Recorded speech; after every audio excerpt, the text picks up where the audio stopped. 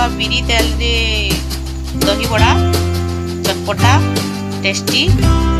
आपण मैंने वीडियो देखो निश्चय भल लगवा। ग्राइंडर कर सारा पर देखा